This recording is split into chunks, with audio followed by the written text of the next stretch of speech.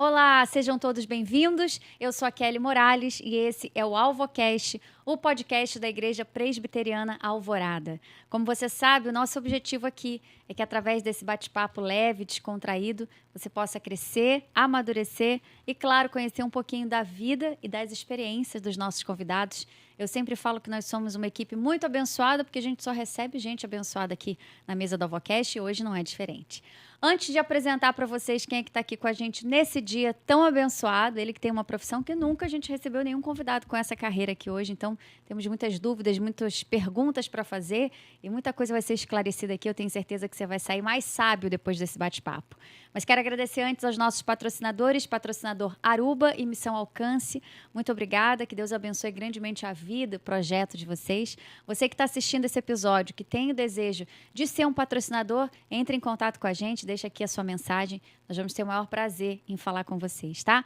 Aqui na tela, como vocês podem ver, as nossas redes sociais, os nossos outros caminhos de contato. Você pode ouvir a gente pelo Spotify, você pode acompanhar aqui pelo YouTube, provavelmente você está aqui, ou você pode seguir a gente lá no Instagram também, que a gente tem uma interação muito legal com o público que acompanha o AlvoCast, tá bom?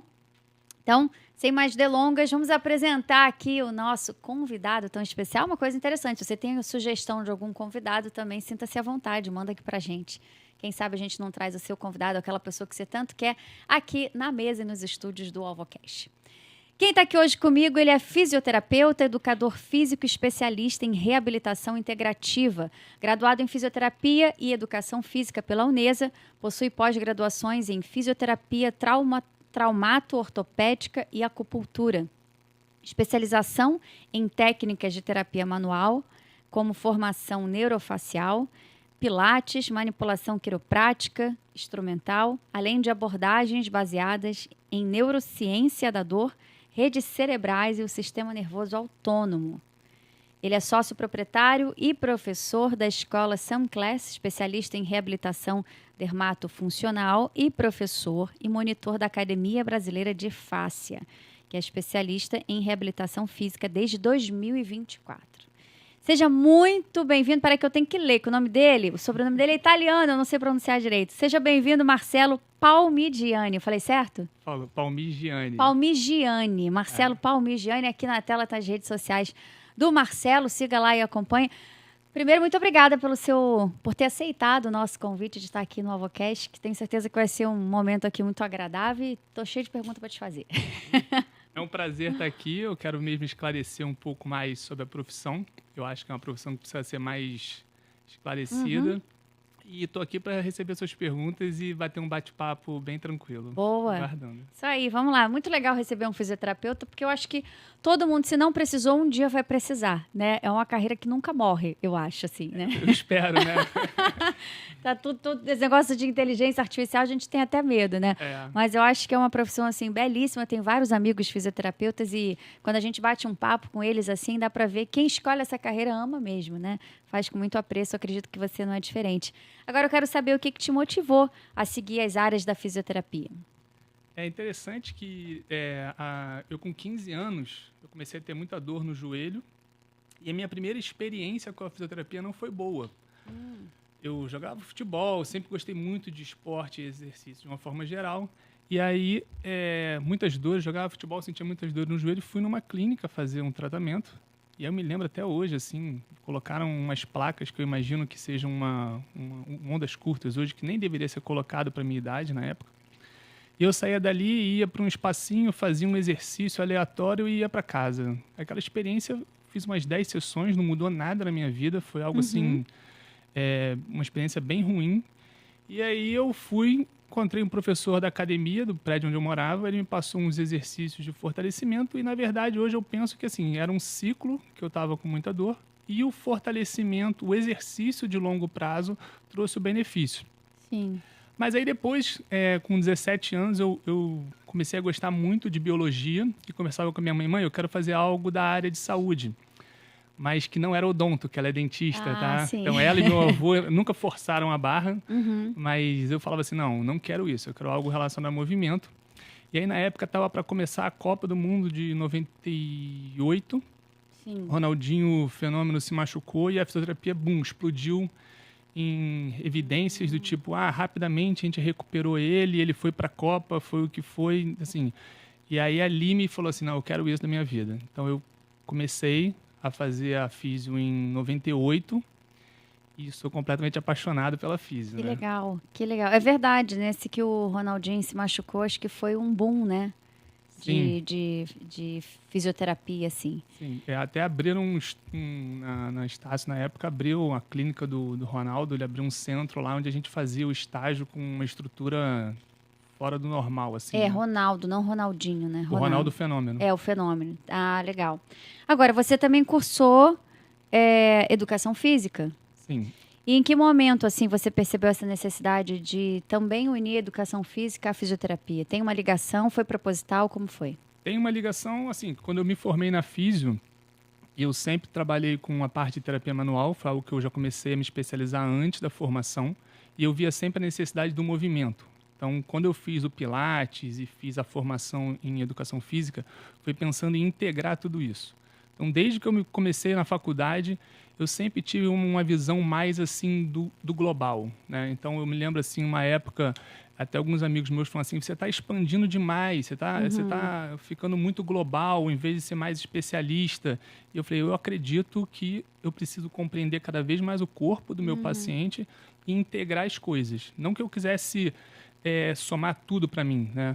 Mas isso já lá com 20, 22 anos, eu já pensava isso. Então, quando eu terminei a faculdade, primeiro eu fiz a pós-graduação em ortopedia, eu vi a necessidade sempre gostei de exercício, mas eu vi a necessidade de entender realmente mais sobre o exercício, na parte da reabilitação. Sim. Então, foi por esse motivo que eu botei educação física e agradeço porque hoje o que eu vejo é as pessoas olhando de uma forma mais global as doenças, e a dor é uma doença, e incorporando a terapia manual, vamos botar assim, do consultório com o exercício.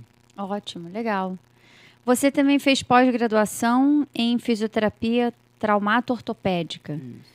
E o que mais te marcou durante a sua pós-graduação nessa área? Olha, a pós-graduação foi algo que não acrescentou muito para mim, foi mais do mesmo. Então eu diria que assim, essa pós, ela acrescentou pouca coisa, foi como se fosse uma extensão da graduação. Sim. E aí eu vi a necessidade realmente de fazer a educação física e os cursos complementares. Eu acho que o fisioterapeuta que está ali começando, ele precisa fazer várias formações após a graduação. Então eu comecei a estudar várias formações, são as partes da terapia manual, que é a minha paixão na físio, é trabalhar com a terapia manual. Então foi quando eu comecei a fazer diversos cursos voltados para a terapia manual. Esses que tem aí neurofacial, manipulação, técnicas de mobilização. Então, legal. Aí que realmente eu comecei a ver o sentido do resultado do tratamento fisioterápico. Entendi. Boa, a gente vai falar desses trabalhos aí também. Agora, eu queria saber como que a acupuntura entrou na sua vida. A acupuntura foi algo engraçado, né? Porque eu tinha um certo... Eu era um pouco cético em relação à acupuntura, né? Então, eu acho que muitas pessoas são, sim, né? Por falta de entendimento. É quase um preconceito. Quase um preconceito. Falta de conhecimento. E aí, minha mãe, dentista... Uma época, eu tratava minha mãe de vez em quando, né? Assim, família a gente trata de vez em quando. E aí minha mãe, em uma época, estava com muita dor na mão, foi num acupunturista que fez um tratamento e ela sentiu melhoras. E ela falava assim, Marcelo, faz acupuntura, que é um a mais. Ela via eu trabalhando, ela falava assim, o teu trabalho é muito sacrificante fisicamente, você hoje tem 30 anos, quando você tiver lá 40, 50 anos. Sim, verdade. A acupuntura, ela além de agregar valor, né, e ter o resultado, ela é uma terapia onde o meu gasto energético é zero. Praticamente, né? E aí engraçado que eu entrei na pós-graduação de acupuntura e no primeiro dia de aula o professor falando sobre biotipologia, ele olhou assim meu biotipo e falou assim, o Marcelo deve ser cético. E aí eu falei assim, nossa senhora, pelo amor de Deus, eu também não sou cético, mas eu sou evangélico, né? Sim. Mas aí eu falei assim, não, eu falei assim, verdade, eu estou aqui meio desconfiado. E aí a acupuntura trouxe para mim, foi o primeiro momento que trouxe para mim algo que é linkar o biopsicossocial de uma forma mais verdadeira, né? Então, assim, isso foi em 2013, ainda se falava pouco sobre biopsicossocial. E para quem está assistindo e não conhece, explica... Biopsicossocial é a gente sair de um modelo mecânico de dor. Então, assim, quando a gente pensa muito em dor, as pessoas pensam muito em, fiz um movimento errado, dormi de mau jeito, ou a minha postura não está adequada. E a acupuntura começou a trazer para mim as emoções interferindo na dor, a alimentação e o estilo de vida interferindo na dor. E ali, assim, a gente já começava a falar um pouco sobre isso, mas ali aquilo começou a fazer um pouco mais de sentido para mim. Precisa fazer sentido para mim, para que eu possa explicar para você ou para qualquer paciente o porquê daquilo. Então, a acupuntura foi o primeiro link em que esse biopsicossocial, lá em 2013, ficou bem evidente para mim. A acupuntura é medicina chinesa ou não? É, medicina chinesa. Medicina Tradicional chinesa. Ah, legal. Usa as agulhas, mas ela usa toda uma filosofia alimentar, respiração. Então, ela é algo muito maior do que só as agulhas. O que aqui para o Ocidente, às vezes, fica difícil você mudar uma cultura. Sim, isso que eu ia falar é muito cultural também, né? Essa resistência por enxergar o que está por trás da dor, como você falou, a emoção, a alimentação. Eu espero até falar um pouquinho mais sobre isso, né? Mas, assim, na medicina chinesa a gente tem esse cultural que é o difícil e, na verdade, hoje, o que é mais difícil no meu consultório é mudar comportamento, tá bom? É fácil identificar comportamento inadequado, mas mudar um comportamento é difícil. E aí eu preciso dar sentido para o meu paciente de que aquilo realmente importa.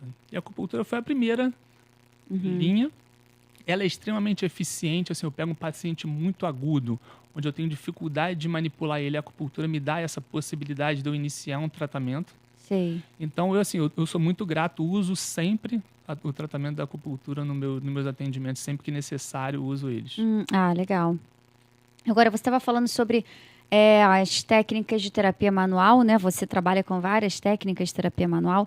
E qual é dessas técnicas que você acredita que é um divisor de águas na sua prática clínica? Olha, na verdade, Se é que tem como escolher uma. Então, eu vou escolher uma, porque você está me dando essa pergunta. Mas isso na faculdade, um professor meu falou assim, olha só, a gente vai pegar 2 carrinhos de mercado. Um carrinho é para a gente fazer tudo que a gente sabe de avaliação e esse carrinho aqui é de técnicas. Então, você vai enchendo o seu carrinho de técnicas e vai enchendo o seu carrinho de avaliação. A avaliação é a coisa mais importante de um tratamento. Sim. Né? Então, eu tenho que ter ferramentas para saber avaliar. Ferramentas é entender bastante daquele assunto e eu tenho que ter estratégias de tratamento. Então, eu tenho um carrinho cheio de estratégias de tratamento, onde eu vou pegar 2 ou 3 daquelas técnicas e aplicar num paciente ou em outro. Mas se você for me perguntar, o grande divisor de águas foi realmente a formação neurofacial, onde eu comecei a estudar isso em 2018, que é o estudo sobre a fáscia, né? As pessoas entendem a fáscia muito como liberação miofacial. A gente considera isso muito pequeno para o que é a fáscia para a gente, tá bom? Porque a fáscia é um tecido que envolve todo o nosso corpo. Então, quando ele envolve todo o nosso corpo, ele manda informação de todos os tecidos para o nosso corpo. E aí foi a partir daí que eu peguei aquele biopsicossocial da acupuntura de 2013, começava a se falar, e aí em 2018 já se falava muito no biopsicossocial. Só que eu olhava assim e falava, tá bom, eu sei que a alimentação, eu sei que o estresse, que tudo isso interfere na dor. Mas como que eu consigo trazer isso para a minha avaliação, para mostrar para o meu paciente? E foi através da forma como a gente estudou essa formação neurofacial de avaliação e atendimento que eu consigo trazer isso para o meu paciente. Então, vou te dar um exemplo prático, tá bom? Como a face envolve todo o corpo, se a pessoa tem uma alimentação inadequada, ela pode ter uma que a gente chama de uma disbiose, uma inflamação de baixo grau do intestino. Aquele intestino, ele é envolvido por fáscia. E essa fáscia vai dar informação para algumas áreas do nosso corpo, como para a coluna lombar, como para a região alta da cervical. Sim. E aí eu posso pegar sensibilidades dessa região. Então, por exemplo, meu paciente tem uma sensibilidade lá lombar. E aí, quando eu toco no intestino dele, com um toque terapêutico, eu diminuo a tensão daquela fáscia, que é o tecido que envolve o intestino, e momentaneamente eu mudo aquela informação de dor do meu paciente para uma informação agradável. Então, aqui eu começo a trazer para o meu paciente que, olha só, Porque o paciente pensa assim, eu me alimento mal, mas isso é só porque se eu vou ficar gordo, ou ele não pensa no outro aspecto. Ele não pensa que ele pode tudo interligado. Tá tudo interligado, né? Então, enquanto ele não vê esteticamente o problema, ele vai se alimentando de qualquer jeito. Isso serve para o sono, para o exercício, para tudo. Então, ali, esse foi um momento em que aí eu fiquei fascinado, porque eu consegui linkar o corpo todo, que era algo que eu comecei lá em 98. Sim. Eu botei o exercício da educação física em 2004, 2007 na formação. Que eu botei a acupuntura, mas era como se tivesse assim, uma caixinha aqui, outra caixinha aqui e outra caixinha aqui. E eu não conseguia fazer essas caixinhas se comunicarem. Sim. E aí, através do estudo da fáscia, isso tudo hoje para mim faz um sentido assim absurdo. Eu estudo todo dia fáscia, então assim é algo mesmo que me fascina demais. Legal. A gente às vezes desconsidera que o corpo é uma máquina, né? Que tá tudo interligado ali, parece vários fios que conectam, uma parte conecta a outra. É basicamente isso, né? Então, como tá tudo conectado, e tá tudo conectado através da fáscia. E aí eu saio dessa visão só do músculo, né? Então, assim, que é muito. É uma visão muito que as pessoas têm da fisioterapia. Legal, né? Muito bom. Agora, o que diferencia, por exemplo, a manipulação quiroprática instrumental das técnicas manuais tradicionais? Olha, a manipulação quiroprática, a manipulação é o que vocês conhecem como a gente dá aquele estalo no paciente, basicamente, né? Que eu particularmente, provavelmente algumas pessoas têm a mesma opinião que eu. Eu tenho pavor daquilo. Sim, então, é aí que entra a instrumental. Né? Sim. Primeiro, é só tirar uma crença errada, né? Quando a gente manipula o paciente, pode ser a manipulação, pode ser instrumental ou manual, a gente não coloca nada no lugar. Né? Então, isso é legal de falar. Isso é uma crença que os pacientes têm, né? O paciente chega no consultório e fala assim, eu tô com a coluna, eu devo estar fora do lugar. E hoje o que eu mais preciso fazer é educar meu paciente. Ele não está fora do lugar. E aí eu começo a dar para ele autonomia que ele não depende só de mim. Ele vai lá no meu consultório, eu faço ou uma manipulação articular, instrumental ou manual, ou uma técnica facial. Eu estou dando para ele ali uma oportunidade para o corpo dele e eu preciso mostrar para ele que ele precisa voltar a se movimentar, que ele precisa fazer algumas coisas. Pensando nessa manipulação, qual é a diferença? Quando eu faço uma manipulação com a mão, eu preciso posicionar o seu corpo, ou rodar para um lado, ou rodar para o outro, e fazer uma manobra rápida. Com o instrumento, ele tem ponteiras, então assim, ele tem ponteiras assim, em forma de U dessa largura, em forma de U dessa largura e em formato assim. Só uma ponta. Eu tenho aqui uma máquina que eu graduo a intensidade do impacto e a velocidade desse impacto. Então, tanto a pressão que ele vai dar, quanto a velocidade que ele vai fazer. É como se fosse um disparo? É, um disparo, só que ele é simultâneo. Ele faz assim, tá, tá, tá, tá, tá, tá. Tá. Entendeu? Entendi. E aí essa graduação de qual a ferramenta que eu vou usar e a intensidade que eu vou usar é de acordo com o que eu avalio no paciente. Então, não tem esse medo da manipulação. Porque, na verdade, quando a gente manipula um paciente, como a gente não coloca nada no lugar, por que a gente alivia a dor?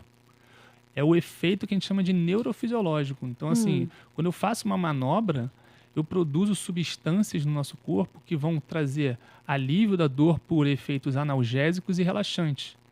Então, não é colocando nada no lugar. É uma manobra que estimula o nosso cérebro e a região da medula a produzir substâncias e relaxam aquela estrutura. Seja da coluna, seja do braço ou da perna. Sim. Entendi. E não é o paciente que escolhe. É o profissional que, após uma avaliação, fala vai ser manual ou não vai ser manual? Não. O que a gente tem hoje mais na evidência, por exemplo, imagina se eu fosse te atender, eu nunca iria usar uma manipulação manual, você tem pavor disso, né? A sua preferência seria pela...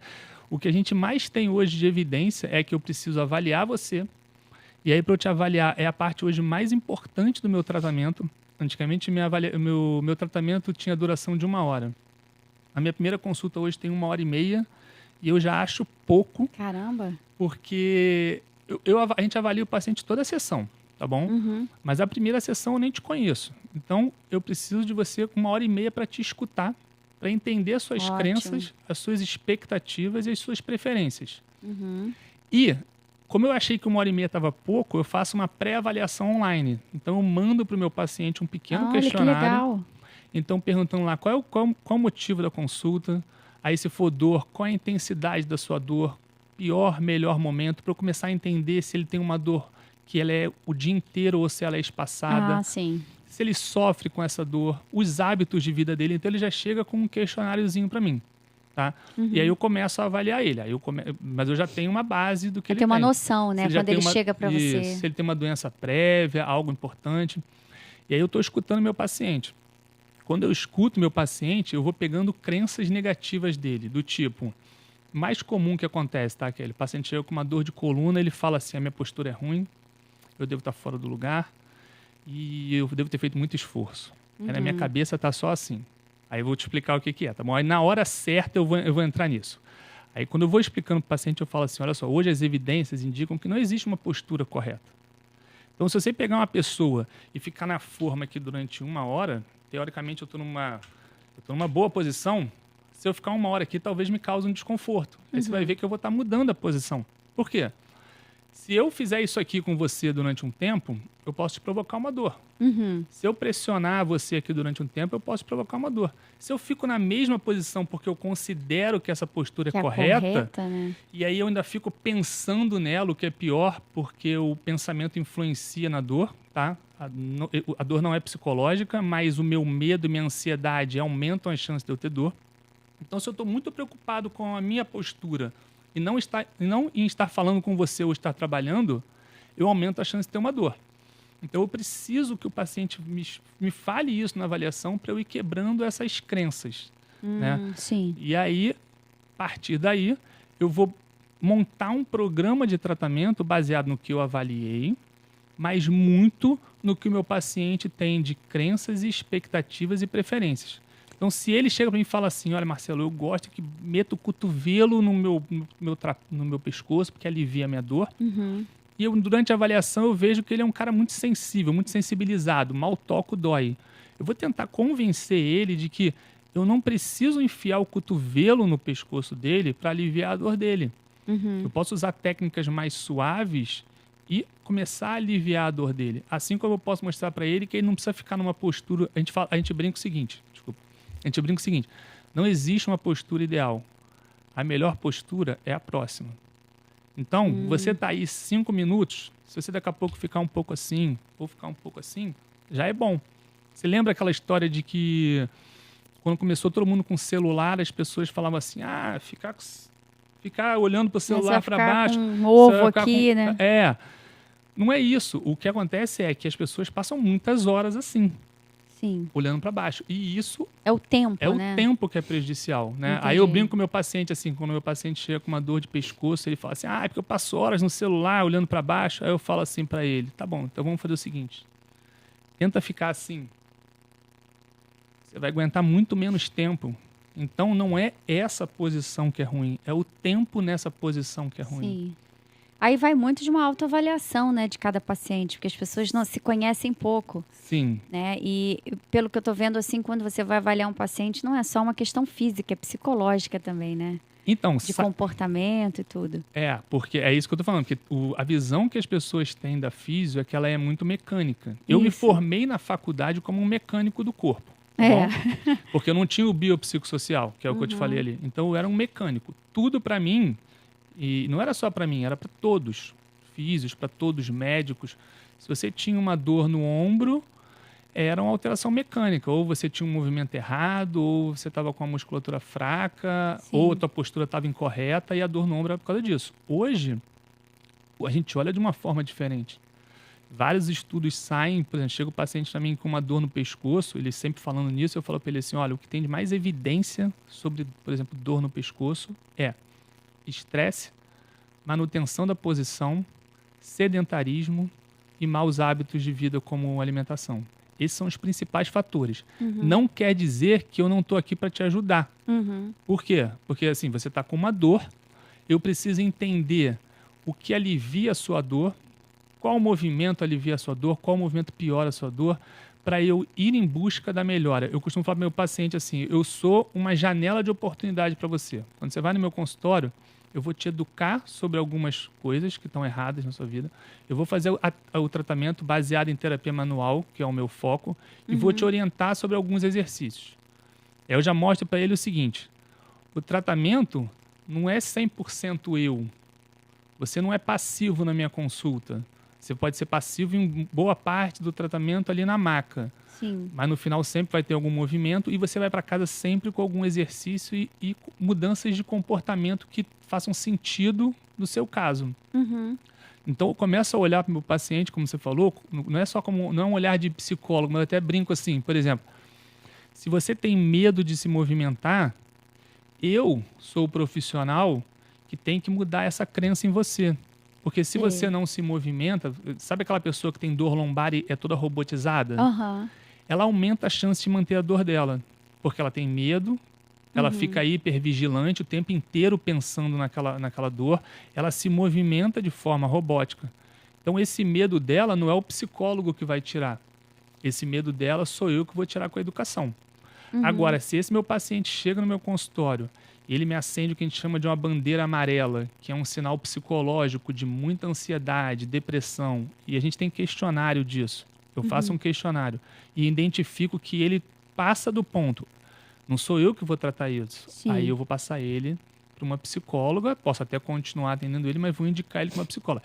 É um momento um pouco difícil esse, tá bom? Eu já perdi paciente assim, que depois até voltou. Sim. Mas eu já perdi porque... E eu falava assim, o teu problema não é psicológico. Você tem que entender que a sua dor não é psicológica, a sua dor é real. Só que fatores emocionais seus estão influenciando na sua dor.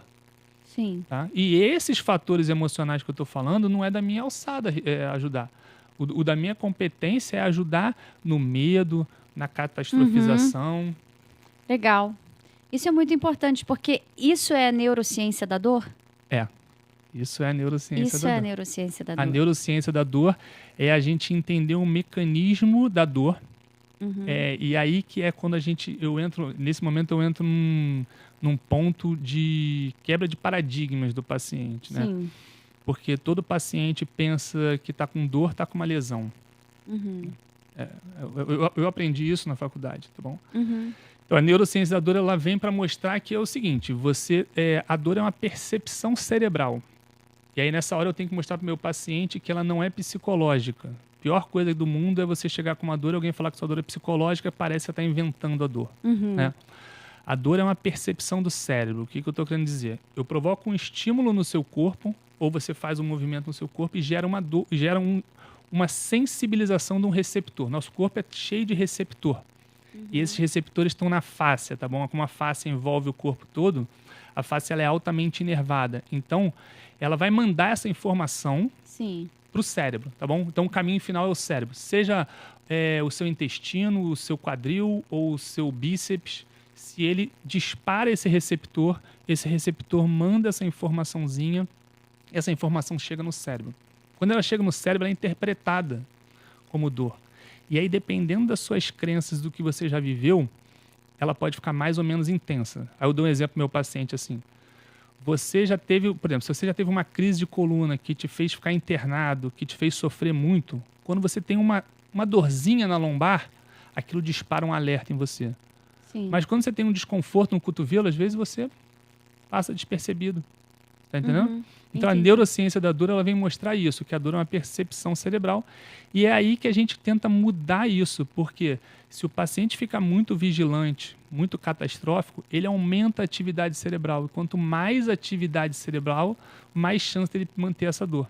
Sim. E é nessa hora que a gente tenta fazer com que o nosso paciente não cronifique. O nosso grande objetivo é não cronificar. Hoje, mais de 30% da população mundial tem dor crônica. Dor crônica é uma dor que dura por mais de 3 meses. E para você tratar uma dor crônica é muito mais difícil que se tratar uma dor aguda. Sim. Tá? Então, o meu paciente, ontem eu atendi um paciente com uma dor aguda lombar. Eu já atendi ele, já dei as orientações para ele se movimentar, porque ele achou que era uma postura e um mau movimento, para ele não cronificar. Então, o meu objetivo é... Eu tento atender o mínimo possível o meu paciente no consultório, para que ele ganhe autonomia. É o que a gente vê mais importante hoje de evidência é isso. Eu preciso atender meu paciente e dar autonomia para ele. Sim. Não quer dizer que eu vou abandonar ele, porque eu te falei, eu faço uma pré-avaliação, faço uma avaliação e no dia seguinte que eu atendo meu paciente, eu mando um WhatsApp para ter um feedback dele, para saber como que ele evoluiu. Se ele evoluiu bem, ok. Se ele não evoluiu, vamos fazer um ajuste aqui pelo próprio celular, vamos mudar esse movimento e ver como é que fica. E eu vou dando essa autoeficácia para ele. E aí ele volta no meu consultório uma vez por semana, uma vez a cada 21 dias, dependendo do quadro. Entendi. Tá? Isso tudo está voltado pela neurociência, que você me perguntou. Sim, que é um tópico muito interessante. Agora, na sua visão, qual é o papel do sistema nervoso autônomo no tratamento da dor crônica? Que você estava falando aí de dor crônica, dor aguda. Então, como que o sistema nervoso ele pode ajudar nisso? Eu vou tentar ser de uma forma bem clara, né? O sistema nervoso autônomo é o que eu estudo mais nos últimos 3 anos, né? Então, eu vou simplificar. Né? O sistema nervoso autônomo, ele é, o nome já fala, autônomo, ele é involuntário, né? Então, é ele que controla, por exemplo, os nossos órgãos, tudo isso. Sim. E a gente tem um sistema simpático, que vamos botar aqui, ele é o sistema de luta e fuga, de estresse. O nome dele é simpático, mas ele que faz a gente agir, ele que faz a gente lutar. Então ele tensiona nosso corpo, ele aumenta o batimento cardíaco, ele tira as funções das vísceras. É aquele que fica ativado num perigo. Isso, que fica ativado no perigo, né? Só que ele tensiona o seu corpo para você reagir, para você lutar comigo. Só que eu não sou uma ameaça para você. Só que você acorda de manhã, aí tá com um filho atrasado para ir para a escola, aí você pega um trânsito, você tem um patrão te dando uma exigência, você tá o tempo inteiro em estresse. Ou seja, a pessoa quando fica em estresse o tempo inteiro, ela fica ativando esse sistema simpático. Ele quase não desliga, então, na vida do brasileiro hoje em dia, né? Porque então, todo mundo ligado. Então, ele deveria desligar, né? Aí você tem estratégias para tentar desligar ele. Enquanto que o parasimpático é o do relaxamento. É o que faz os órgãos funcionar, que vão te dar a tua digestão, que vai relaxar teu corpo, tem efeito anti-inflamatório. Então, no meu consultório, eu tenho eu uso uma cinta polar, tá bom?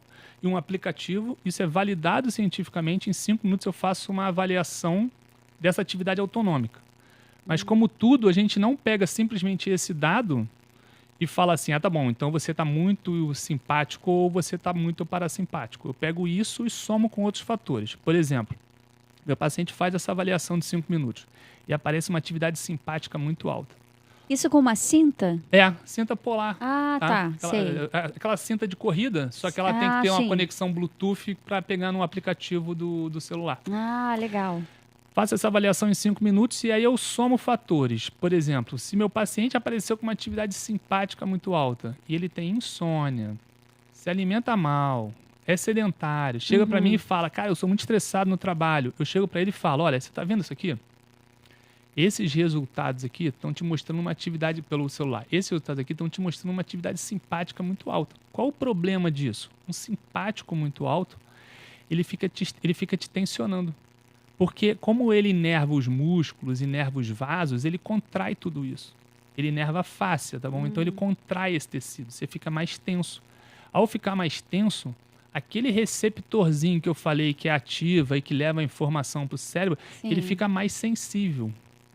Então, sem você ter feito nada de grave, só por você estar mais... Só não, né? Estar mais estressado é um caos. O fato de você ficar estressado em looping, estressado todo mundo tem que ter.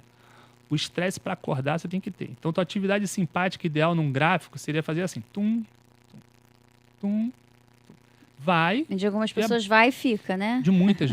E fica lá em cima. É aí que você tem as alterações até sanguíneas, como cortisol muito alto, porque aí entra um outro sistema adrenal, tá bom? Então, mas você pega. Se eu pego o exame de paciente assim, eu pego o exame de sangue, tá bom? Porque, novamente, eu não sou médico, mas eu pego o exame de sangue porque pra você ter um norte também, alguns né? marcadores ali são importantes para mim. Eu até falo isso depois. Mas então, esse sistema simpático é isso. E aí, quando eu pego o meu paciente que está muito simpático tônico, eu começo a querer dar sentido para ele do seguinte. Eu falo assim, olha só, insônia, dormir mal, aumenta a atividade simpática. Se teu sono está ruim, eu vou te passar uma cartilha de higiene do sono, porque para você isso é importante. Porque está mostrando aqui para mim que você dorme mal. Dormir mal é um dos principais fatores de risco para dor crônica. Então ele está com dor crônica e está dormindo mal e a atividade simpática dele está alta. Eu estou trazendo ele para mim do seguinte, eu estou te mostrando aqui isso aqui. A gente precisa mudar. Como que a gente vai mudar? Como que eu vou diminuir essa atividade simpática? No teu caso, está me chamando a atenção a insônia. Vamos fazer uma higiene do sono?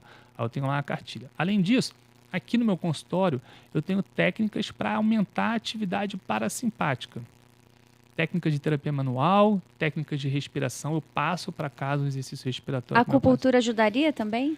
A acupuntura, a gente não vê uma... Assim, a acupuntura ajudaria por diminuir a atividade cerebral, né? Então, assim, só que não existe... Porque tudo que eu faço no consultório, eu sou baseado em evidência científica, tá? Uhum. Então, assim, eu não tenho um artigo que mostre para mim assim, a acupuntura reduz a atividade autonômica. Pensando de uma forma global, se eu diminuo a tensão no meu paciente, se eu trago ele para calma, porque a acupuntura ativa áreas cerebrais, provavelmente eu diminuo a atividade autonômica simpática dele. Sim. Né?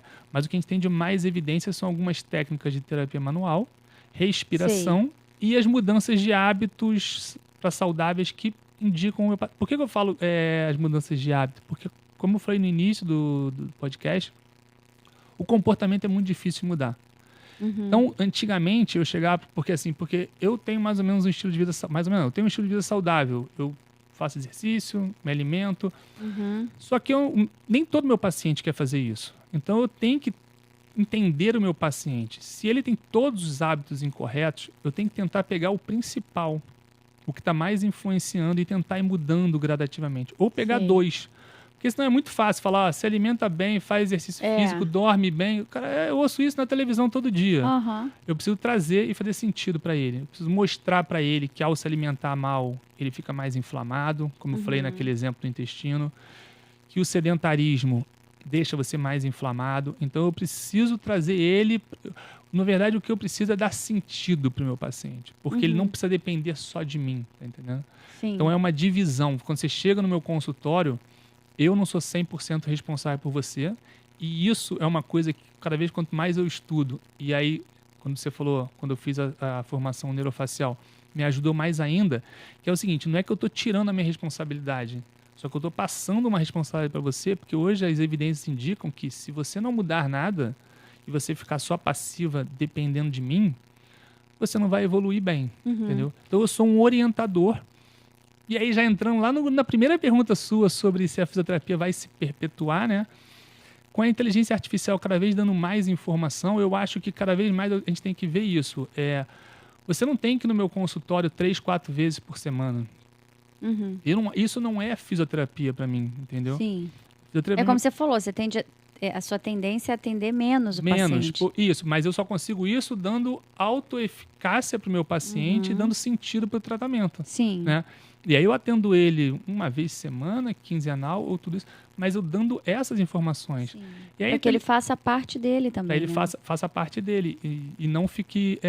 E aí depois, falando sobre a inteligência artificial, assim, as pessoas acham assim, eu tenho uma dor no ombro, aí o cara vai no Google e pega o que alivia a dor no ombro dele. Só que se chega no meu consultório 3 pacientes com dor no ombro, cada um vai ter um tratamento. Entendeu? Até porque cada um tem uma causa, né? Cada um tem uma causa, é isso. Legal. E o Pilates? Como que o Pilates contribui aí na reabilitação de um paciente? Olha, eu fiz a formação em Pilates, eu não atuo mais no Pilates, mas o Pilates é uma técnica extremamente eficiente, né? Porque você trabalha com movimento, com consciência corporal e sempre com trabalhos de grandes amplitudes e de rotações, que a gente chama, rodando o tronco, que é uma coisa que a gente vai ficando muito num plano só de movimento. E o Pilates traz pra gente esses movimentos... Você explora mais, né? Tridimensional que a gente fala. Então, eu fiz a formação, eu adoro, eu não tenho um estúdio Pilates para usar o Pilates, mas, por exemplo, eu passo muito meu paciente dever de casa de mobilidade. E esses trabalhos de mobilidade são mais ou menos baseados no que a gente estuda no Pilates. Então, assim, você vai fazer um trabalho de mobilidade de quadril com rotação de tronco. Se você for ver o paciente fazendo, é semelhante ao que ele faz no estúdio de Pilates.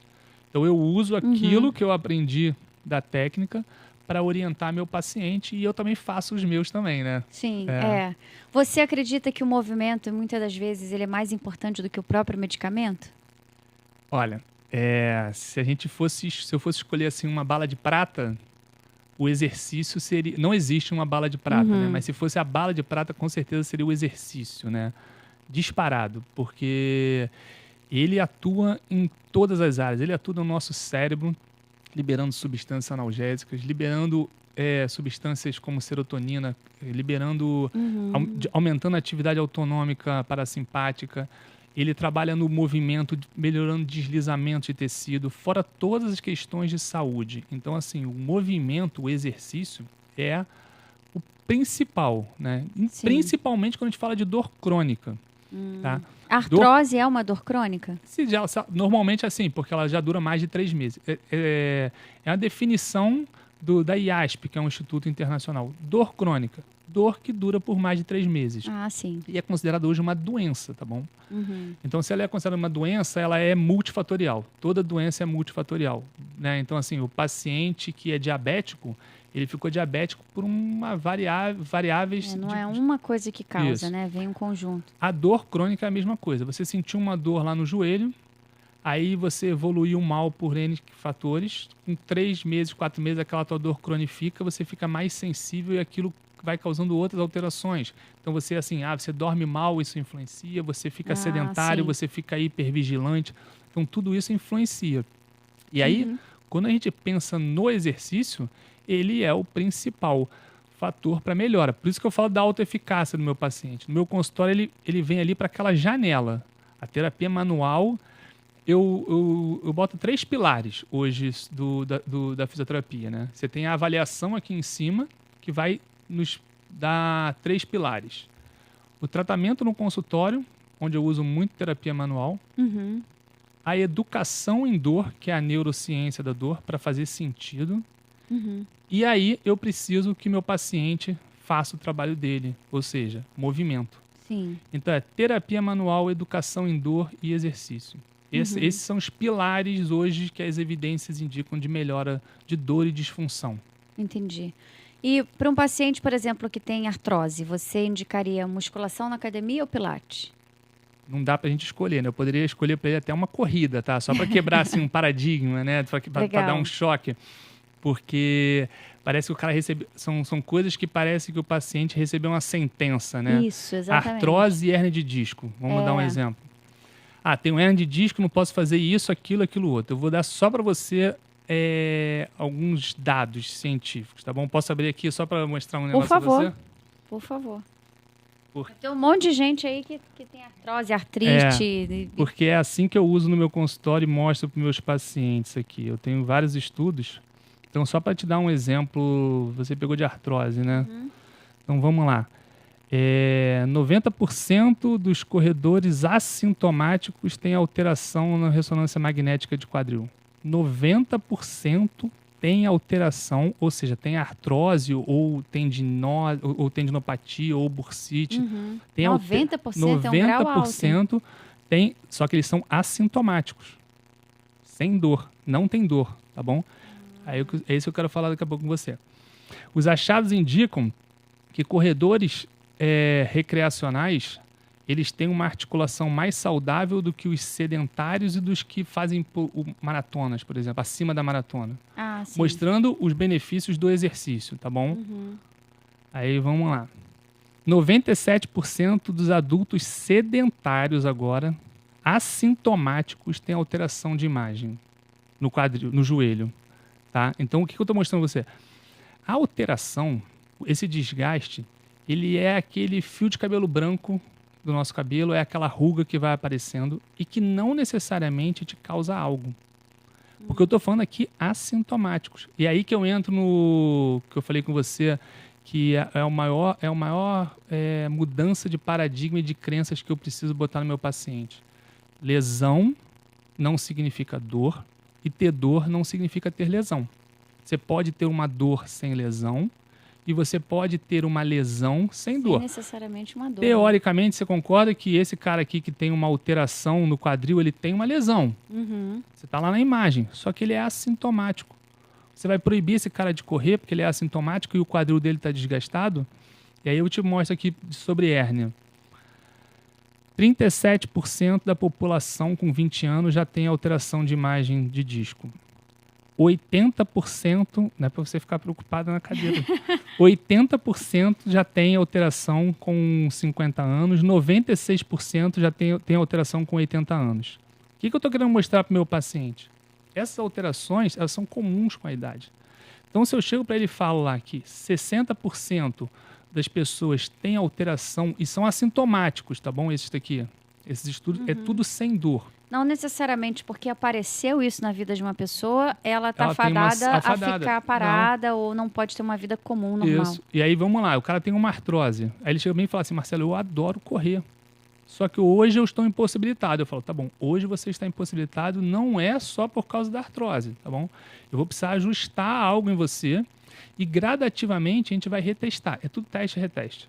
Eu vou retestar a sua capacidade de voltar a correr. O seu limiar vai ser a sua dor. E aí eu vou ajustando dose, vou tratando ele e vou falando, olha, você vai começar correndo 2 minutos. Não dói, corre 2 minutos e volta para a musculação. Fica aí na esteira e vai na musculação. Daqui a pouco aqueles 2 minutos viram 10, viram 15, viram 20. E ele tem lá... Por que eu estou falando isso? Porque se 90% da população acima de uma certa idade tem alteração, qual a chance dele ter? Enorme. E qual a chance dele se tornar assintomático? Enorme, desde que ele faça uma atividade. É claro que uma artrose muito acentuada, já com às vezes o paciente tem até deformidades e não tem dor. Tá bom? Mas se ele tem deformidade muito grande, limitação de movimento muito grande por causa da artrose, aí pode ser um paciente que fique com alguma limitação.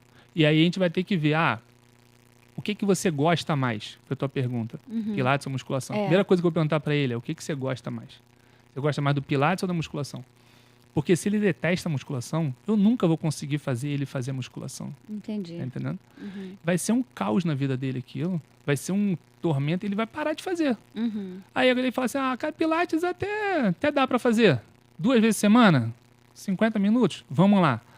Não, então musculação tu vai fazer o seguinte, você vai fazer 30 minutos 2 vezes por semana.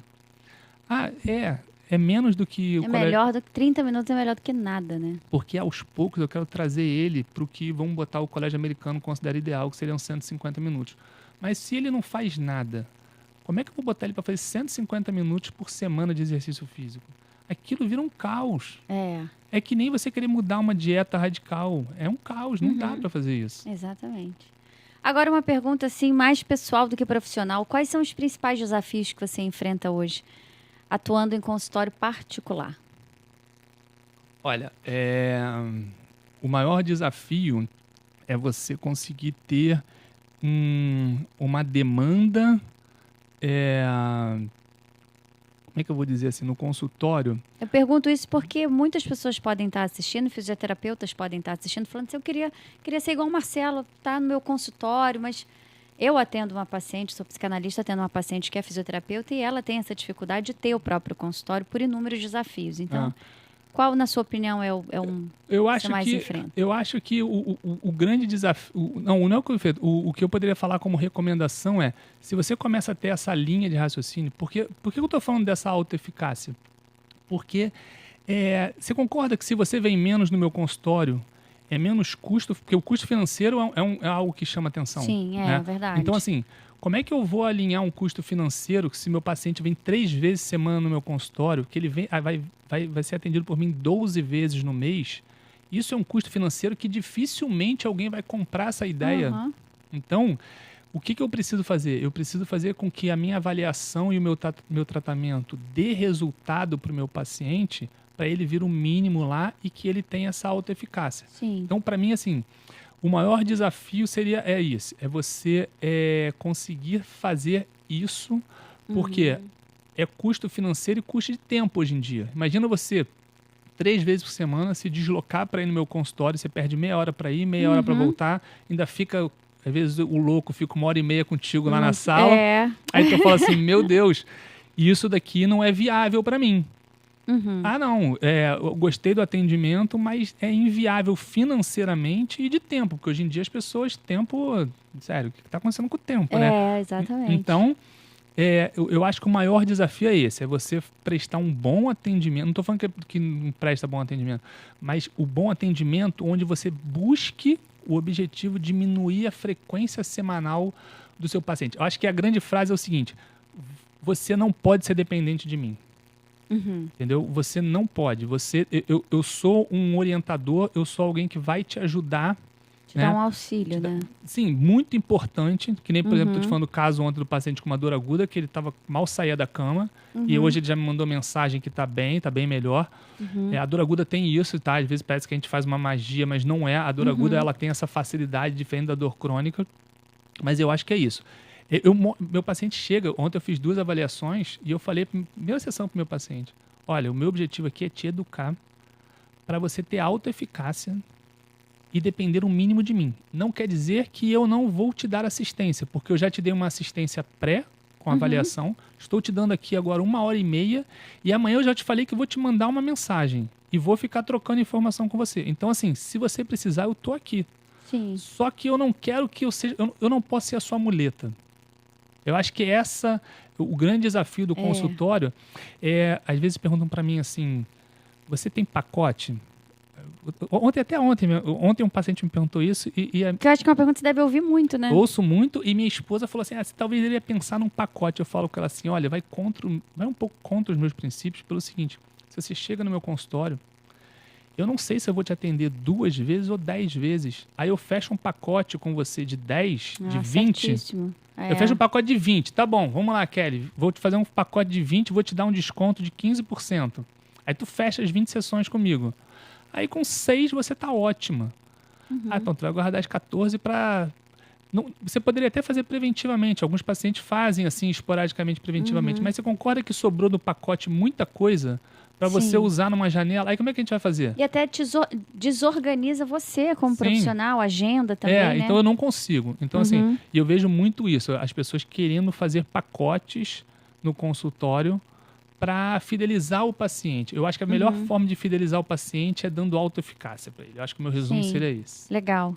E cada paciente tem um tratamento, vamos dizer assim, personalizado? Você faz uma abordagem com seu paciente, início, meio e fim, olha, a gente vai tratar isso, isso e isso e vamos ver. Sim. Ou você vai gradativamente acompanhando, aí de repente muda o método, como que funciona? Sim. O tratamento é individual, como você me falou, né? Então, assim, chegou personalizado. Então. Chegou 2 pacientes com dor no joelho para mim, os tratamentos vão ser completamente diferentes. Mas, assim como eu te falei, toda sessão que você vier tem uma reavaliação. É claro que eu não vou ficar aquela 1h30, mas eu vou chegar e vou te perguntar, Kelly, você melhorou? Você teve alguma evolução de dor, de função, de sofrimento? A sua dor, uma coisa que é importante, o paciente se preocupa muito com a intensidade da dor, né? Tá doendo, que a gente fala assim, 8 de 10. Só que aí, durante a avaliação, ele fala para mim assim, olha, a minha dor é 8 de 10 o dia inteiro. E aí, quando ele vem numa segunda sessão, ele fala para mim, pô, Marcelo, minha dor tá 8 de 10. Aí eu, tá bom, mas e como é que tá na linha do tempo? Aí ele fala, olha, tem momentos que eu não tenho dor. Aí esse paciente eu não mudo o tratamento. Eu vou continuar, porque mesmo ele mantendo uma intensidade 8, talvez eu tenha que aumentar a dose. Eu falo assim, será que a dose do meu tratamento foi pequena? Porque surtiu efeito em alguma coisa, mas não em outra. Agora, o meu paciente chega para mim e fala assim, olha, minha dor estava 8, caiu para 3. Esse eu vou continuar, com certeza, o mesmo protocolo de tratamento. Protocolo naquele momento. Agora, o paciente não mudou nada, aí eu tenho que reavaliar e rever uma estratégia. Mas muitas das vezes o paciente, ele não dá todas essas informações que eu estou te falando. Então eu tenho que ir catando. Porque muitas das vezes aquilo funcionou, só que a percepção dele é que não tinha funcionado porque ele está preso numa avaliação só, que é a intensidade da dor. Sei. E ele não percebe que de repente o movimento dele melhorou. Mas o tratamento ele vai sendo adaptado sessão por sessão. Legal. Isso é interessante da gente falar. Agora, em relação à sua carreira como professor, o que te motivou a se tornar professor e sócio da escola Sam Class? E, aliás, fale um pouquinho, né, dessa escola. Tá. Eu não tinha isso em mente, né? Na verdade, quando eu era aluno de fisioterapia, um professor falou para mim assim, olha, você leva jeito para dar aula, você apresenta bem os trabalhos. E aquilo ficou. Devia ser ano 2000 aquilo, imagina. E aí, quando eu entrei nessa escola da ABFácia, né, de tratamento neurofacial, eu fui me destacando lá como aluno deles, né? E aí eu comecei durante os últimos módulos, a auxiliar um pouco os professores, né? E aí uma das alunas, que é a minha sócia hoje, ela falou assim, olha, eu tenho um curso voltado para dermato funcional e você não quer dar aula primeiro lá na minha clínica? Falei assim, Sabrina, sério, eu nunca dei aula. Ela falou, eu te ajudo, a gente monta alguma coisa, né? Isso foi julho de 2023. Aí eu montei todo o material e fui dar aula. A primeira aula foi numa clínica com seis fisioterapeutas, dermatofuncional. E aí eu passei o conhecimento que a gente usa para dor e função para a área de dermato, que é algo que mudou, vem mudando os resultados na dermatofuncional. É pós-cirúrgico de cirurgia plástica. É o uso do tape? Não. Então, isso são algumas... Na verdade, a gente colocou a terapia manual, né? O que é a dermatofuncional? Ela fazia no pós-cirúrgico taping, drenagem, não é isso? Usava alguns recursos como laser. Sim. Né? Isso elas já fazem. Aí eu falei para ela assim, a minha ideia aqui é acrescentar movimento e terapia manual no pós-operatório. Sim. Pós-operatório de mama, de abdômen, de face, a gente entra com terapia manual. Sim. E essa minha sócia, a gente brinca que ela caiu de paraquedas nessa outra escola que é a neurofacial, porque era uma escola voltada para dor e função. E ela caiu lá e ela começou a ver que aquilo que a gente fazia ajudava na clínica dela.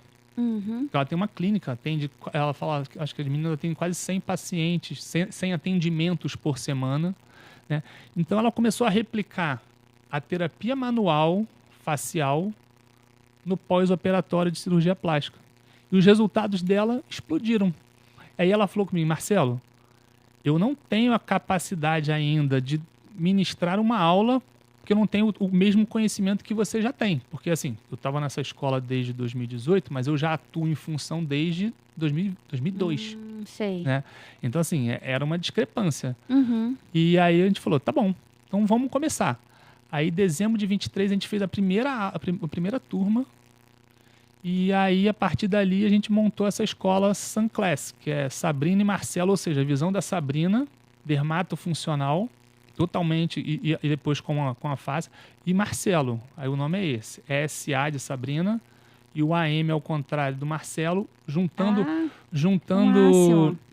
conhecimentos totalmente diferentes. Então, a gente linkou isso e criou um raciocínio único da escola. Sim. E a gente hoje tem 3 módulos que a gente vai dando... A gente tem 3 módulos presenciais que a gente dá para as meninas de... Eu falo meninas porque praticamente só mulher trabalha na área de pós-operatório de cirurgia plástica, as fisioterapeutas. Então a gente tem 3 módulos além de 2 online. Boa. E o que você mais busca transmitir aos seus alunos? Que... Na escola, assim, quando você está ali atuando, está na frente como professor, qual o seu principal objetivo com eles? Eu acho que é mostrar a importância... Primeiro, assim, como o curso é de terapia manual, eu preciso mostrar a importância que a terapia manual tem. Isso na escola Sunclass, está falando? Escola Sunclass. Mostrar a importância que a terapia manual e o movimento, ou seja, aquilo que a gente tem de função, é importante no pós-operatório. Porque elas... na maioria das vezes, tem muito medo de movimentar, fazem algo muito passivo com o paciente. E aí, quebrar esse paradigma eu acho que é importante. E, assim como eu uso no meu consultório, porque eu trabalho com dor e função e qualidade de vida, eu não trabalho especificamente no pós-operatório de cirurgia plástica, quem trabalha é minha sócia. Então, eu entro com o conhecimento disso que mudou a vida dela, clinicamente, entendeu? E aí eu mostro para as alunas a importância de olhar o todo. Então, quando eu olho esse olhar integrativo, que é olhar o todo do paciente, que é sair a terapia manual, o movimento, mas olhar o todo. Olhar o sistema nervoso autônomo, olhar o estresse, se ele está dormindo bem. E aí, nas aulas, a gente vai mostrando por que cada uma dessas questões influenciam naquele pós-operatório. Se meu paciente fez um pós-operatório de mama e ele está dormindo mal, ou ele tem uma dor no pescoço, se eu não atuar naquela dor do pescoço dele ali, para melhorar o movimento, ele vai ficar rígido e essa rigidez vai prejudicar a cirurgia dele. Então, acho que a visão é essa. É trazer movimento, função para a área de dermato. O que é uma grande mudança. Eu diria que poucas pessoas trabalham dessa forma na área de cirurgia plástica. O que a gente vê, foi como você falou, é o pós-operatório botando taping, fazendo drenagem. E aí a primeira coisa que eu mostro para elas é o seguinte: tá bom, vocês querem fazer a drenagem para drenar aquele excesso. Se os tecidos ao redor estão todos tensos, você vai drenar para onde? Aí pronto, aí a gente começa a aula. Que legal. E a escola fica onde? Não, a gente está dando aula em Ribeirão Preto, né? Então, porque ela é de Ribeirão. A nossa ideia é expandir Brasil. Legal. Né? Porque o que a gente faz? A gente aluga um espaço, coloca as macas, bota o retroprojetor e produz a aula em 4 dias. Então, a gente tem 3 módulos. Cada módulo tem 4 dias de aula. Então, as meninas recebem a apostila, a gente tem os slides. Legal. O curso é teórico e prático, por isso que tem a maca. Então, são 4 dias de 9 às 18. Caramba, puxado. É bastante, é bastante. Ela brinca que eu volto sempre doente de lá. Aí eu falo, porque é intenso, né? E Ribeirão é muito seco, né, pra mim. Então, a gente ainda tá lá, em Ribeirão, porque é onde ela é conhecida. Legal. E a ideia, talvez, ano que vem, é expandir para São Paulo, Rio. Sim, é uma boa. Isso. Que bom, vai dar certo. Na sua opinião, qual o futuro da fisioterapia daqui a 10 anos? O que você acha que vai acontecer com esse mercado? Olha, essa pergunta é boa porque acho que tem mais ou menos umas 2 semanas eu vi uma reportagem do Elon Musk falando sobre inteligência artificial, né? Sim. E aquilo me chamou a atenção. E não sai da minha cabeça como é que as coisas mudaram. E como começaram a mudar ainda, né? E aí eu vejo assim, cada vez mais que a gente tem informação, o ser humano vai ficando menos passivo, aquela história que eu estou falando, né? Me chama a atenção, eu ainda acho o brasileiro muito passivo comparado a alguns outros, por exemplo, o europeu, o americano, ele é mais independente do que nós em algumas coisas, né? A gente foi culturalmente, a gente depende mais, né? Então, assim, o pessoal que tinha condição tinha empregada. Quando você vai num cardiologista, você toma um remédio e espera que ele cure o teu problema, você não muda nada em função disso. Só que a inteligência artificial está te trazendo muita informação. Sim. E aí eu penso assim, o meu paciente chega no consultório já com alguma informação. Ele muitas vezes já chega com um exercício porque ele viu que aquele exercício ajuda na dor do quadril dele. E aí eu tenho que mostrar para ele que eu falo assim, você está vendo algo genérico, generalista demais. Eu vou dar um exemplo para você. Dor no quadril, melhorar a mobilidade do tornozelo. Pode ser que sim, pode ser que não. Mas se você botar agora na internet, como é que eu posso melhorar a dor no meu quadril? Provavelmente vai aparecer lá, melhora a mobilidade do seu tornozelo e da sua lombar. Só que isso não é linear, né? Então, isso é algo que eu acho que ainda precisa muito do físio. E aí, o que eu vejo é o seguinte, o que a gente precisa é fazer o que hoje, mais ou menos, eu estou fazendo, que é dar essa independência para o meu paciente. Porque ele já vai conseguir isso com a inteligência artificial. Sim. A inteligência artificial vai trazer isso para ele cada vez mais. Muita informação, né? É muito interessante eu pegar o paciente de 2015 e o paciente de 2025 e ver como ele vem com muito mais informação para mim. Sim, ele já vem com esse programinha de exercício que aí eu tenho que, muitas vezes, ou jogo fora ou lapidar. Mas daqui a 5 anos, ele vai pegar uma inteligência artificial dessa e vai botar algo que vai dar para ele várias possibilidades. Sim. Só que se eu ainda for importante para ele, com um custo que não seja muito alto, porque a frequência não é tão alta, e eu sou mais individualizado, eu acho que a gente ainda, não sei, sobrevive. Mas assim, é a mesma coisa o educador físico. Como educador físico eu vejo hoje isso. A educação física, mais ainda, você vai ter menos profissionais atuando dentro dos estabelecimentos, porque você já vai chegar com um programa. Só que se eu chegar para você e falar assim, Kelly, olha, eu vou montar um programa de exercício para você, onde você vai fazer uma avaliação comigo. Então, claro, essa avaliação vai ter um custo. Eu vou te montar uma planilha de 45 dias e eu vou gerenciar você. Aí vai ter um custo baixinho isso. E você pode ir trocando mensagem comigo. Isso eu acho que é um futuro da educação física. É eu ser um gestor seu através de um programa de treinamento. Sim. Que na fisioterapia vai ser parecido. Eu já faço isso, meu paciente sai do consultório com um deverzinho de casa. Eu não, assim, hoje o que eu preciso, assim, cada vez mais eu vou acrescentar ferramentas tecnológicas no meu atendimento. Mas daqui a 10 anos eu acredito que as pessoas vão estar mais independentes e com mais conhecimento, mas elas ainda vão ver o valor da físio, tanto naquele momento ali da terapia manual, porque ninguém vai fazer isso. Isso é uma coisa assim, Você pode montar um programa de exercício, você pode olhar lá e falar, se eu tenho uma dor no joelho... Mas o manual é único. O manual é único.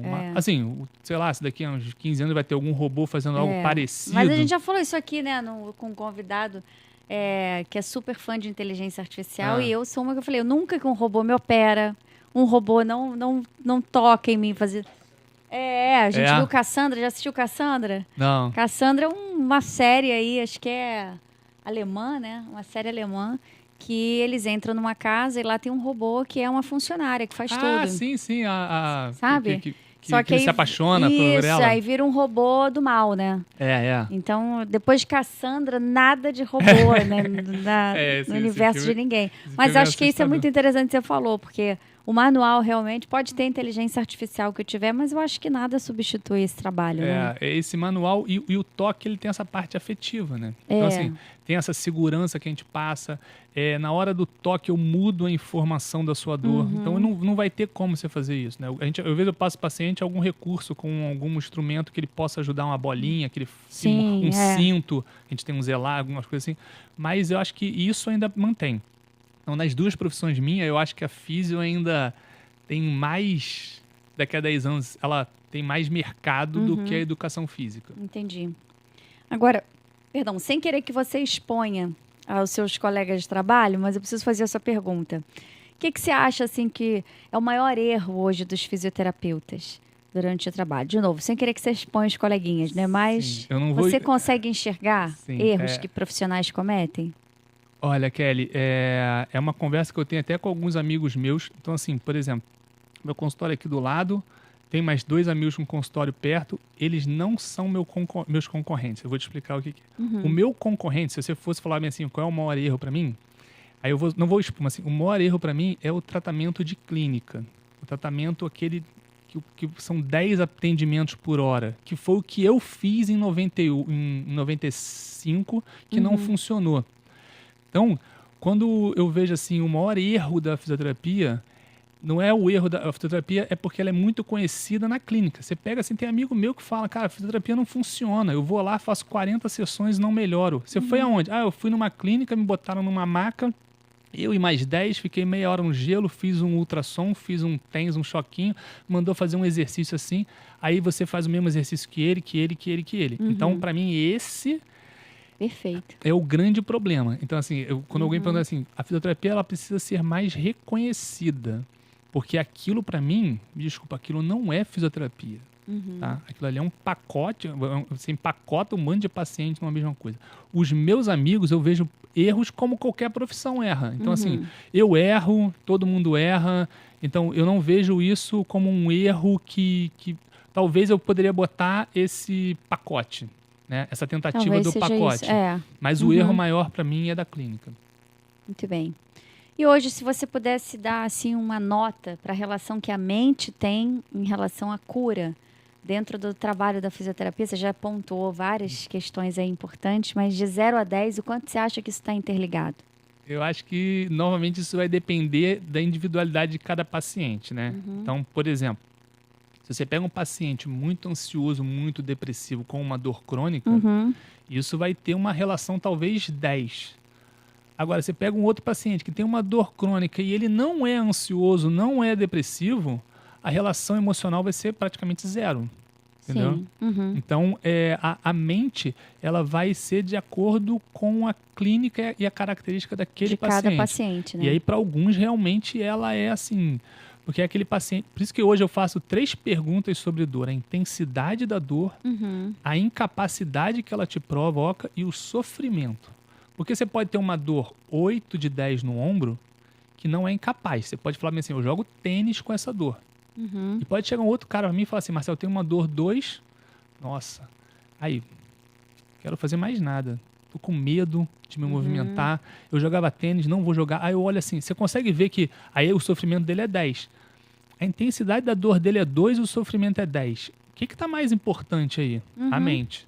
Sim. E aí eu preciso trabalhar essa educação em dor nele para tentar entender esse sofrimento e talvez indicar para um psicólogo. Então é de cada paciente, né? É de cada paciente. Legal.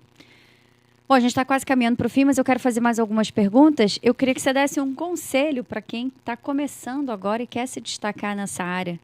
da saúde, na área da fisioterapia, que conselho você daria para esse profissional?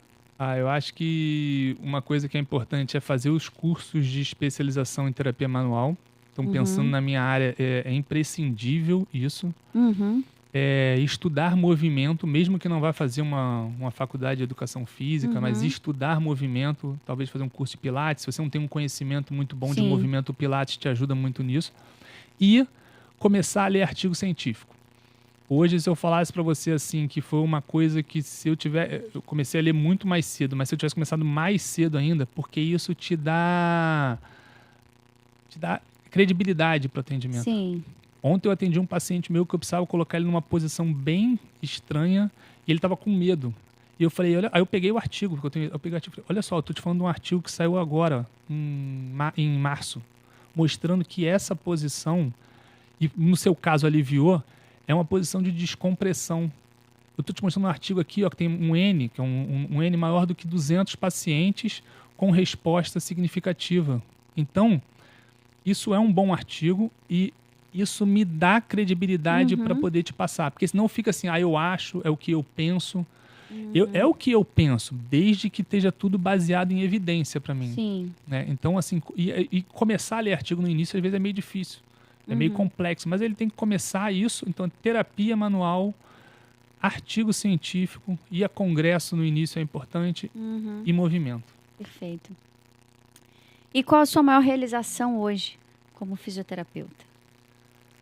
Olha, eu acho que é conseguir... Assim, eu sou independente, né? Consigo ter meu apartamento, consigo ter meu consultório. A maior realização, a gente está falando de uma questão financeira, mas a maior realização é como foi esse paciente de ontem para mim. Eu falo isso para as pessoas. Esse meu paciente chegou ontem com uma dor 10, uma dor irradiando, descendo para o braço, ele já pensando em cirurgia. Já estava todo sem esperança, já tinha ido a médico, já estava começando a pensar na cirurgia e tudo.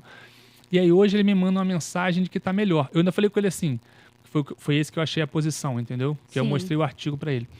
Aí eu falei assim, ele me viu assim, ele falou, tu é meio apaixonado pela profissão, né? Eu falei, sou, com certeza sou. Mas o que vai me dar mais prazer nisso é se eu conseguir um feedback positivo seu. Eu falei com ele assim, eu não tô nem assim, pode ser que não aconteça, tá? Eu falei com ele, pode ser que não aconteça, mas se acontecer, isso é a maior realização. Ele me mandou agora, tipo, há 2 horas atrás, tô bem melhor. Então, surge uma esperança onde eu fiz como é que foi meu tratamento? Terapia manual, posicionamento e finalizei com acupuntura.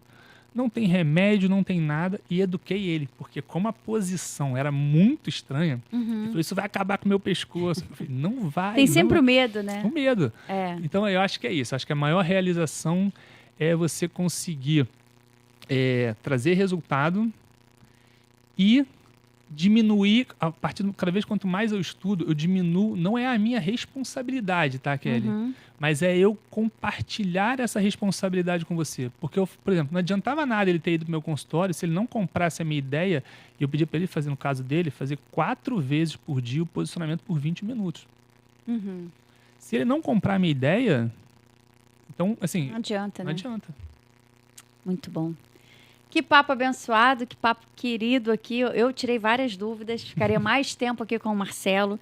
Mas antes da gente terminar, a gente tem um quadro aqui no AlvoCast, que é o 7x7, onde eu faço 7 perguntas, você precisa definir cada uma dessas perguntas com uma única resposta. Então, defina Deus em uma única palavra. Na verdade, uma palavra, não uma resposta. Uma palavra. Isso, tá? É então, difícil. você tem 7 segundos para falar. Vamos lá. 7 segundos? Vou começar com essa. Defina Deus em uma única palavra. Fé. Sua profissão. Amor. Seus pacientes. Carinho. Sua família. Tudo. Uma qualidade. Honestidade. Um defeito. Egoísmo. Agora, foi rápido, né? Rápido. Fisioterapeutas pensam rápido. Agora não tem tempo. Eu queria que você falasse um versículo que te chama a atenção, que você gosta muito e que sempre toca o seu coração quando se lê. Eu não diria um versículo, eu diria um louvor que é muito legal. importante para mim, né? Que é Tu és. Águas purificadoras? Não. Não, desculpa. Ele. É ele. Tu és é meu filho que adora. É ele. Tá. É ele. Então, muito bom. Hoje é um louvor assim que me pega muito, que a gente ouve bastante. Legal. O louvor tem um poder enorme, né, na vida do ser humano. Deus habita no meio dos louvores. Marcelo, muito obrigada pela sua passagem aqui na mesa do AvoCast. A gente te agradece, assim, de todo o coração por você ter gastado um pouco do seu tempo estando aqui. Eu sei que você tem uma agenda aí atribulada, graças a Deus por isso, né? Uma agenda cheia de pacientes. Mas Marcelo carinhosamente aceitou o nosso convite e veio aqui. Tenho certeza que, assim como você esclareceu muitas dúvidas minhas, pessoal que está em casa assistindo também, teve várias dúvidas aí esclarecidas. Volte sempre, o AvoCast está sempre as portas abertas para você. A gente tinha mais perguntas para fazer, mas a gente tem tempo aqui nesse estúdio, né?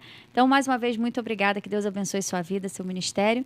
E se você quiser deixar um recado aí para as pessoas, fique à vontade. Eu quero agradecer a oportunidade. Foi um bate-papo até bem tranquilo. Agradecer a Deus por tudo que tenho na vida.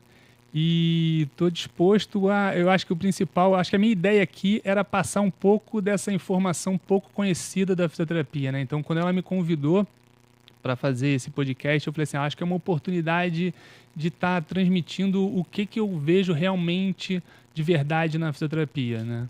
E aí, espero ter, pelo menos, tirado algumas dúvidas de vocês sobre isso. Conseguiu, com louvor. Muito obrigada. Você que ficou com a gente até aqui, obrigada pela sua companhia, obrigada pela sua audiência, que Deus abençoe grandemente a sua vida. Mais uma vez, Missão Alcance Aruba, obrigada pelo suporte. Aqui na tela tem os nossos canais, não deixe de se inscrever, ativa o sininho das notificações, é muito importante que você colabore. Assim o canal cresce para a glória de Deus, e esse é o nosso grande objetivo aqui com esse canal, com o AvoCast, tá bom? Mais uma vez, muito obrigada pela sua companhia, pela sua audiência. Fiquem todos com Deus. A gente se encontra no próximo AvoCast, se Deus quiser.